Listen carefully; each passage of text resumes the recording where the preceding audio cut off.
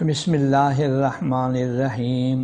حضرات محترم، میرے بھائی بہنوں اور بیٹیوں، اب میرے دل میں یہ تقاضا پیدا ہوا ہے کہ میں دعا کے بارے میں قرآن حدیث میں جو فضائل آئے ہیں وہ میں بیان کروں، اور ہمارے گھر کے تمام افراد ان دعاؤں کو جو قرآن میں ہیں اور وہ دعائیں جو جناب رسول اللہ صلی اللہ علیہ وسلم نے بیان فرمائی ہے، وہ ایک ایک دعا جو انتہائی اختصار کے ساتھ ہے وہ میں آپ کے سامنے بیان کروں گا، اور میری درخواست یہ ہوگی کہ آپ کے گھر کے تمام افراد ان دعاؤں کو ضرور اپنا حصہ بنا لیجئے کہ یہ دعائیں یا رب العالمین نے فرمائی ہیں یا جناب رسول اللہ صلی اللہ علیہ وسلم نے بیان فرمائی ہے۔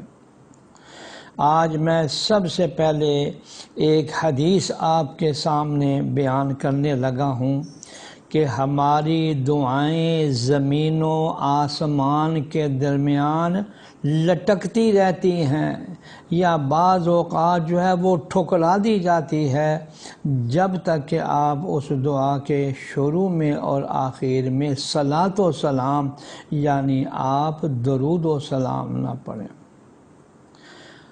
متعدد احادیث میں ہے کہ دعا مانگنے سے پہلے اللہ کی حمد کی جائے، یعنی الحمدللہ رب العالمین پڑھ لیں۔